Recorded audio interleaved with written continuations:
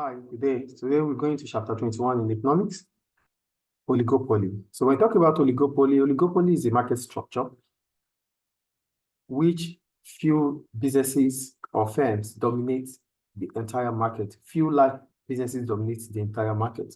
So we go down to see what they said already.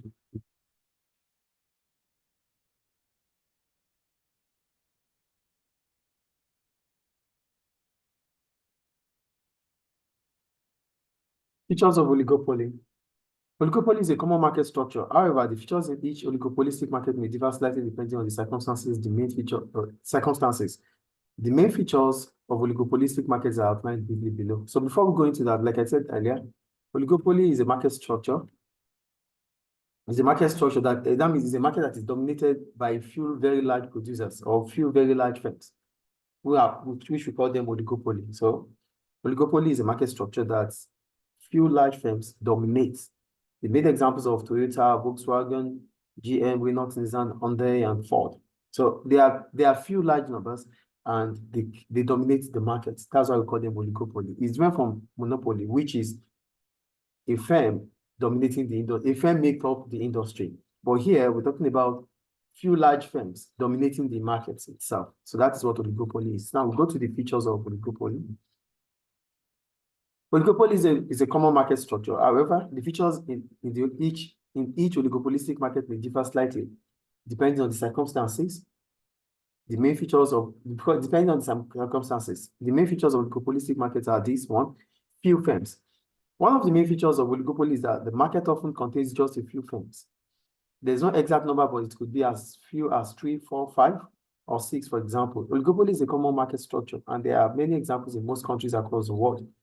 For example, just 3 firms dominate the music and entertainment industry. So basically, one of the features or one of the characteristics of oligopoly is few firms in the market. That means it's not a market that involves a lot of firms. There are just few, maybe from 2 to maybe 6, maximum of 7. So these firms dominate the market. These firms dominate the industry. So they are the one in charge. They are very large. And as a result, they dominate whatever happens in terms of allocation of resources within that, also supply within that industry. 2, large firms dominate. So when an oligopoly exists in the market, a few large firms will dominate it. They will have a large proportion of the market to themselves.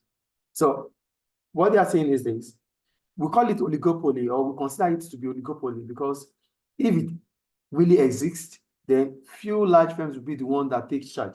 They take charge of it. So that means they have the largest market share in that industry. So the few large firms, maybe 2 or 3 that are very big in that industry, will be the one that have the largest market share in that market. That's large firms dominate. So they decide or they dictate whatever happens in that market in terms of supply. So the smaller firms would have to look up to them in terms of their own supply too.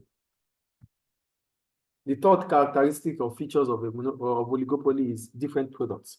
So when we talk about different products, they wrote, in most oligopolistic markets, the products sold by each of the large firms will be very close substitutes for each other. However, there are likely to be some differences.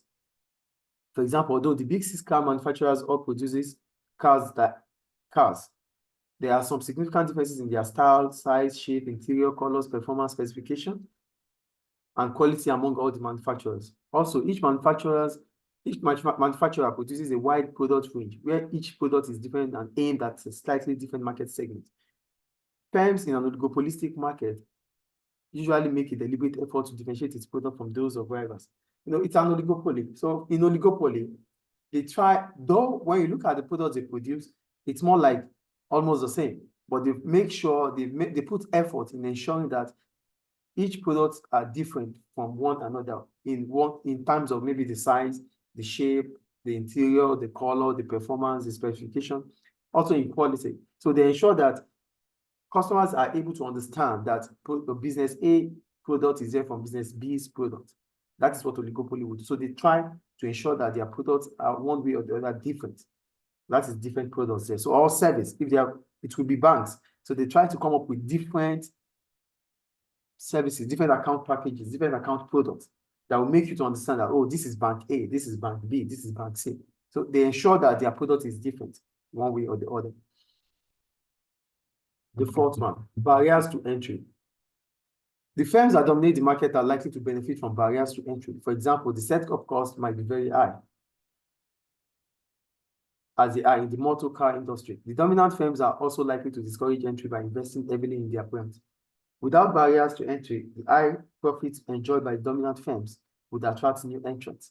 As a result, their dominance would be reduced. So, another feature of oligopoly is barriers to entry. We said oligopoly is dominated by few large firms. So if these few large firms do not find a way to restrict new entrants into the industry, it means they would have to share revenue and profit. Their dominance would reduce. So what they do is they try to ensure that they invest heavily, maybe on advertisement, they invest heavily on making their brand so strong that whoever wants to try to go into that industry will be scared, will be discouraged based on how they perceive that the competition is going to be. So, small firms or new businesses that wants to come into an industry, the first thing they think about is how competitive the market is, how competitive the industry is. But when they find out that, oh, this industry is dominated by very few large firms, then they become discouraged to go into such market. So big firms or large firms in oligopoly, what they usually do is they try to come up with heavy investments on their brand. So they make their brand so strong that new entrants would feel discouraged to want to compete with them. As a result, they reduce the entry into the industry. The next one is collusion. So for collusion, we said in some oligopolistic markets, collusion might take place. This is where the dominant firms in the industry set up agreements to restrict competition. For example, firms might agree to share a market geographically. This means that each firm agrees to supply a particular region and not compete in others. Another form of collusion is price fixing, where all firms agree to charge the same higher price. Finally, firms may agree to restrict output. By restricting output, supply is decreased and price rise. In many countries, collusion is illegal because it exploits consumers. So another features of oligopoly is that they collide. And when we talk about collusion could be in form of output they supply in form of the price. So what they do mostly for collusion, the few large firms in the industry or in the market would agree to, to take each geographical location. So if I'm taking, for example, we are competitors, but we have agreed that in Libya, I will be taking Tripoli, you will be taking Misrata, the other large business will be taking Benghazi. So we are the three large firms. So I have taken over Tripoli for supplies. You have taken over Misrata for supply. Yeah, the other business has taken over Benghazi for supply. So I will not be going to Benghazi or Misrata. And the business in Misrata will not be coming to Tripoli or Benghazi. And the one in Benghazi will not be coming to Tripoli or Misrata. So this is what collusion is about. So this allows us to dominate each geographical location, and that is collusion. Another example about collusion, or another example of collusion is price fixing. So the few large firms in the industry, they decide to come up with a higher price. So this price is what consumers will have to buy. So going to business A or firm B or firm C or firm D that are very large, you still find out that they sell at the same price. So you won't have any other choice than to buy from whichever one you want to buy from, because there is no price war. They are all selling at the same price. So this makes consumers to be vulnerable because consumers will be exploited. That is about collusion. Then we'll go on to non-pricing competition. One thing about oligopoly is that they ensure that there's no price war because there are very few large firms. And these few large firms, they are so strong to pull each other down. As a result, they want to maintain, they want rivalry, but they want to do it they don't want to do it in an aggressive way. So they want to be rivals, but not in an aggressive way. So look at what they talk about non-price competition here. Since firms are keen to avoid price wars, they compete using advertising and promotion such as coupons, loyalty cards, competition, and free offers. Branding is a common feature in some markets. This is where firms give products a name, term, sign, or symbol. For example, This helps consumers identify them more easily. Firms then try to create brand loyalty through advertising so that customers carry on buying the brand. Product differentiation is also common. This is where the firm tries to persuade customers that their brands are different from those of competitors. The differences may be real or imaginary. For example, there's real difference between a Mars bar and a Cadbury flake. However, the difference between Kellogg's cornflakes and supermarkets' own brand cornflakes may be a product of the imagination. So imaginary differences can be created and enforced by the work of marketing teams. So what they do in oligopoly or oligopolistic market is non-price competition. So they try to compete, but without price. So they always avoid price war. So there's no price war. So they use other methods of competition to make their product different from those of the competitors. So they could use the brand name, they could use the quality of the product, they could use advertisement. So these are things that they use to ensure that customers understand that their product is different from those of their competitors. So they would not talk about price. Rather, they will talk about their quality, they will talk about their brand, they will talk about their signs, their names, their terms. So these are the things that they want to identify themselves separately or differently from those of their competitors. So we call this non-price competition. I think that point is also clear. Then we have price competition. Here they said, in many oligopolistic markets, prices stay the same for quite a long period of time. The market leader often sets the price and others follow. One reason for this pattern is because firms are afraid of a price war.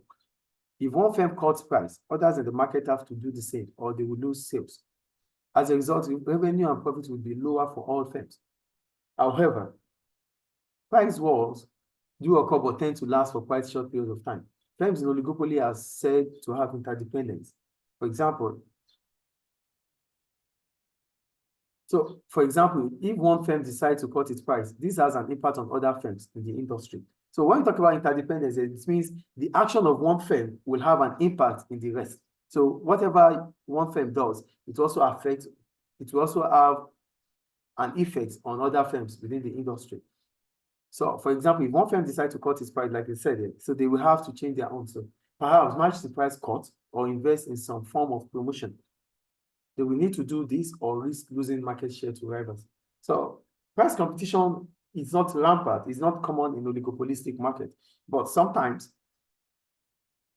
firms try to use pricing. But what they do is they charge, the price leader will charge a price and others have to follow. So is either maybe the price leader is increasing its price, and if the price leader increases its price, you have to increase your price too. Or mostly it's always like lowering the price. So if the price leader lowers the price, other businesses, other firms in that oligopolistic market must also lower their price so that they don't lose out on their market share or they don't lose revenue. But one thing is certain about oligopolistic competition is that price always remains constant for quite a long period of time. That is about oligopoly. Price is always constant. So that's about price competition. We go down. The advantages of oligopolistic competition. So go to the advantages. So since there is some competition in oligopolistic markets, it is reasonable to assume that consumers will benefit in some way. One, through choice. So the first advantage about oligopolistic competition is the choice made by consumers. Competition in oligopolistic market ensures that consumers are provided with some choice. One of the ways in which oligopolists compete is by launching new brands. These new brands provide consumers with new products and often an ever-growing choice in the market. Small producers also provide choice by supplying a niche market. For example, in the car industry, there are small operators that supply sport cars to niche market. Morgan Cars of Malvern in England is one such example. However, in other markets, there may be little real choice. For example, in many countries, a few large companies dominate the supply of petrol. It might be argued that there is little, if any, difference between the quality of the petrol sold by each supplier. So what you are saying basically here is that in oligopolistic competition, it's different from monopoly, that there's no choice. But in oligopolistic competition, there are still some choice for consumers to make. And this will happen because the few large firms in the market always create a gap. This gap is what the other small firms have to find out and make a business out of them. So how do the small businesses make a gap? How do the small businesses make a business in the gap that is being created by the smaller firms, not by the few large firms in the industry? They try to find out what is important, what is needed, that the large firms in that industry would not be able to provide, and they try to provide them. So they try to create a niche. They create a market segment through a niche. So they provide specific goods. Just the example they make here about cars, or small firms trying to produce sport cars. The sports cars will not be produced by the large firms in the industry. So they leave it for the smaller firms to do. So the smaller firms create a niche in that market. So the gap is being created because the larger firms ignore the supply for few, or they ignore market, they ignore customers that cannot, that are not going to give them high revenue, because their target is always high revenue and profit. So they leave the rest for the smaller firms to deal with. So the smaller firms, what the smaller firms have to do is to understand what the gap is in that oligopolistic market and make a business out of it. So that is what happens about oligopoly. That's the first thing. So consumers at least have choices to make in oligopolistic competition or oligopolistic market. 2, quality. Since non-price competition is common in oligopolistic markets, one method firms can use to differentiate their products is to make it better. Consequently, the quality of products in some markets might be superior. For example, the soft drink industry in the US is an oligopoly dominated by Coca-Cola Company, the Dr. Pepper Snapple Group, and Pepsi. It might be argued that these companies are able to differentiate their products, for example, by taste, and therefore able to gain market power. However, sometimes the superior quality of product might only be a matter of perception. This means that consumers just think that the quality of certain products is better because the powerful forces exerted by advertising and promotion have shaped their dreams. So, another advantage about oligopoly is that there's always quality, because we cannot, it is common not to use price war. So price cannot determine how powerful your brand is. So quality can be used. And when we talk about quality, we're talking about meeting customers' expectations. So in oligopoly, they try to produce products that have superior quality. And if product A is superior in terms of quality than product B, so product A is expected to have more customers than product B. So they use quality to attract customers and to gain market power. And also, you have to put in mind that using quality does not really mean that the product is expensive. Sometimes quality is about the customer's perception, what the customers feel about the product.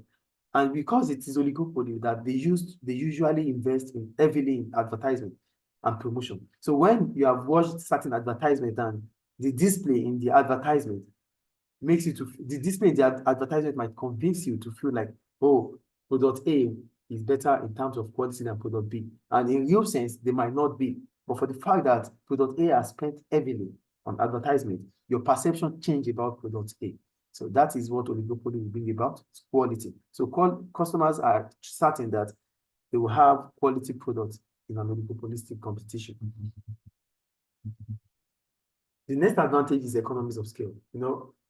For economies of scale, it is possible for the larger firms here, because we said oligopoly is a market structure where few large firms dominate. And when we talk about few large firms, these few large firms will operate on a larger scale. And when they operate on a larger scale, this gives them the opportunity to exploit economies of scale, which will allow the average cost of production to fall. So here they said the dominant firms are able to exploit economies of scale. Yeah, their cost will be lower. Therefore, it is possible that some of the cost saving will be passed on to consumers in the form of lower prices. The smaller rivals of the market cannot exploit economies of scale. They often survive because they do not compete directly with the dominant firms. So for economies of scale here, it is beneficial to customers, because if the few large firms in the industry are able to reduce their cost or are able to exploit economies of scale, that means they will be able to sell at a lower price. And selling at a lower price becomes an advantage for consumers, because consumers will be buying at affordable prices. But what happens to the smaller rivals in that market? Remember that the smaller rivals in that market do not really compete with the large firms. They try to create a niche out of that market, or they try to sell or to supply to specific market segments. So they are not really competing with the larger firms in that industry. But if they have to do that, they won't be able to enjoy economies of scale because they're not operating on a larger scale. So that is about economies of scale. With economies of scale, customers will be able to buy at affordable prices. That's another advantage there. The next advantage about oligopoly is innovation. For innovation, they wrote, the level of innovation in oligopolistic markets might vary. On the one hand, since large and powerful firms dominate the market, it could be argued that they will have the resources to invest in research and development. It is true to say that competition can be resisted if any individual firm can develop a new model that is superior to those of rivals. On the other hand, it might be argued from a consumer's point of view that the large amounts of money many oligopolists spend on advertising and promotion would be better spent on innovation. Innovation, in a oligopolistic market, that the few large firms dominate, they have the capacity, they have the financial capacity or capability to invest heavily on research and development. That means they can come up with new products or new services. But most of the time, they don't want to do this. They would rather spend so much on investment. They would rather spend so much on advertisement to make customers have a better perception about their products. So that's why they said here that the large amounts of money many oligopolists spend on advertising and promotion would be better spent on innovation. So instead of spending so much on advertisement and promotion, you should rather spend on research and development, because with research and development, the firm continue to be relevant and customers will continue to patronize them. So that's about innovation. So it is possible to have new products, new services in an oligopolistic market.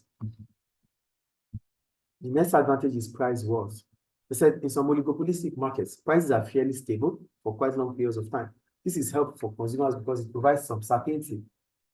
However, consumers might benefit from a price war once one firm calls price aggressively. Others in the market are forced to follow or they risk losing market share. As a result, consumers benefit from lower prices in the market. However, price wars do not normally last for very long, and there's also the threat that one of the firms is squeezed out of the market. As a result, the market becomes less competitive, and in the long term, the survivors might push price even higher. So what they're saying is this: price war. One thing about oligopoly is that prices are fairly stable, and as a result, it gives consumers the opportunity to plan ahead in their purchases. So firms, because they do not want to engage in price war, it gives consumers opportunity to always buy at a lower price. Though when they use price war, it becomes difficult. Why they don't want to use price war is that when they use price war, some businesses will not be able to compete, and as a result, supply in that market would increase, it would fall. And if supply in that market falls, prices might increase again. So that's why price war is not always used in oligopolistic competition.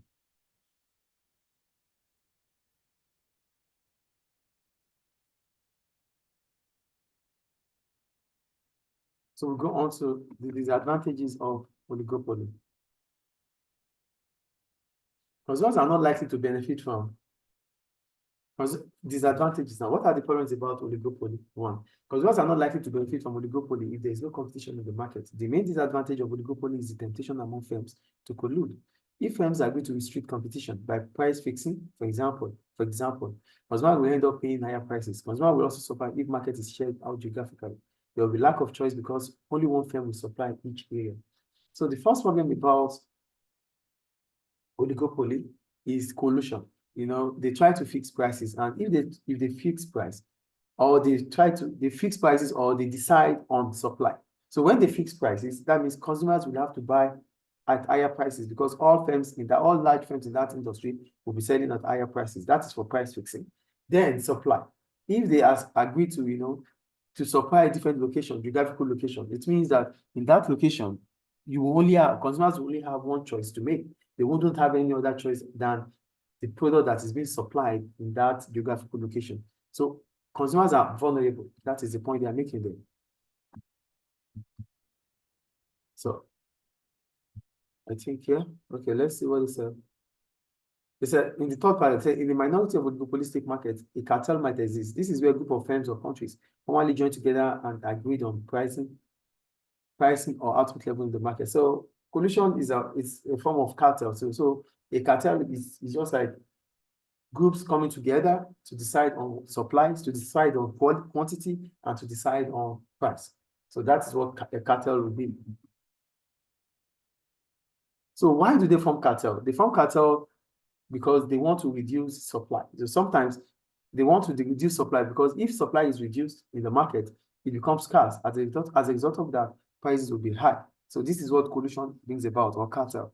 If there's genuine competition between the dominant firms in an oligopolistic market, then consumers might benefit. There may be more innovation, genuine production, genuine product development, increasing choice, open pricing, and lower cost. There may even be price wars where prices are cut dramatically. However, if there's collusion, too much spending on advertising, and lack of innovation, consumers will be worse off. Consumers will also lose out if a fierce price war eliminates one or more of the firms. There will be less competition between the remaining and smaller groups of dominant firms. So, if there's genuine competition between the in oligopolistic market, it means consumers will benefit because there will be innovation, there will be genuine product development. That means the consumers or producers in that market will think about developing new products because they want to remain competitive. That will also increase choices for consumers. Prices will fall and and firms in that market will want to be efficient. As a result, costs will also reduce. But with collusion, they will not think about product development. They will rather think about investing so much on advertisement and reducing supply in the market. And as a result, consumers becomes worse off. Consumers become vulnerable. So collusion with genuine competition is good for consumers. But oligopoly with genuine competition will be beneficial to consumers. But if it is not genuine, then consumers become vulnerable. So these are the disadvantages of oligopoly. So we have the multiple choice question. Number 1, which of the following is a possible disadvantage of oligopoly? The problem about oligopoly is that they collide, collusion, which is B. Question 2, which of the following industries is likely to be oligopolistic? Chicken farming, no. Restaurant, flower selling, no. It's petrol, because petrol, they sell the same without different quality. So the answer is B. So question 1 is B, question 2 is B. So that ends chapter